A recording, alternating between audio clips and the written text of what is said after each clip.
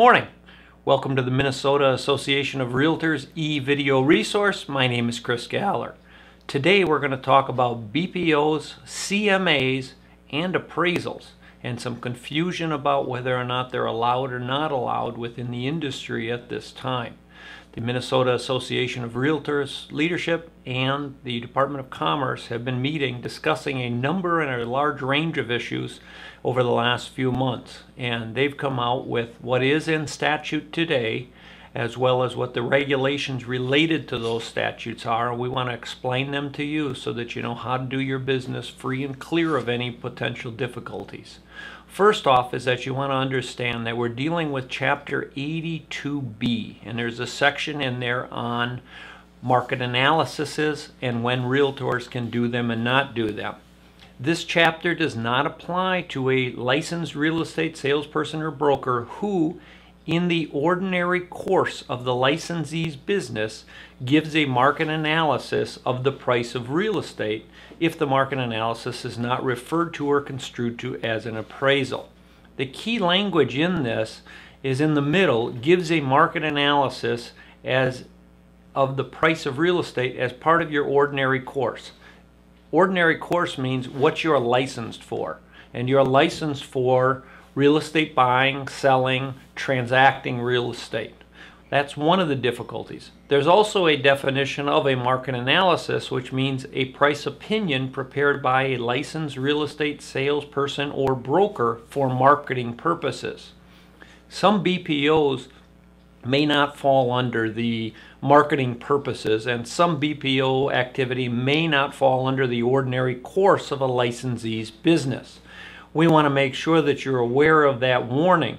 If you're doing them simply for monetary gain, you're charging them, that's your main course of business, there is no listing at the end of the day, there is no ability to get a listing at the end of the day, then that's probably an opinion of value and not a marketing purpose and not part of your ordinary course of business.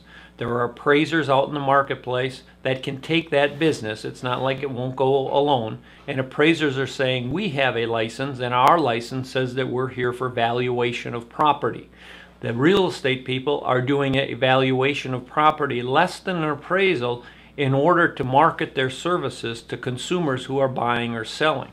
Some of the BPOs have not been related to exact buying and selling. We also want to make you aware of some other things and give you some ideas what it may or may not mean. Second opinion BPOs on an REO, someone other than the listing company. So if indeed it's listed by company A, you work for company Z, and they just want kind of a second opinion, but they're not looking at relisting it, they're not even close to that point, then you're probably giving them an opinion value, and it's not related to your general services. Some other things, potential short sales. If indeed you're contacted and somebody says that there's a potential for short sale transaction that they'd like you to be involved in, or they'd like some kind of a value, again, that value isn't related to your normal ordinary course of business. Loan modification activity. You may now start to get contacted for loan modification. That again is not part of our ordinary course of business. That may fall under loan origination, that may fall under appraisal, but it's not part of the buying and selling part of real estate that we deal in. And there's some other BPOs for refinancing purposes where somebody says, well, we're just going to do a refi and we just want a quick message. Again, you need to be very careful about your activities that way. We will be meeting with the appraisal board. We'll be meeting with the bankers associations. We'll be meeting with the Department of Commerce over the summer to try and hammer out an agreement for the legislature next year to try and define. All appraisers don't want to drive around the state to do some of the BPO activity for the monetary gain that's out there, but we need to define it in statute so that you don't run into any complications in your day-to-day business. We hope this explains it for you. If you have any comments, feel free to email me. With that, we look forward to seeing you next week. Bye-bye.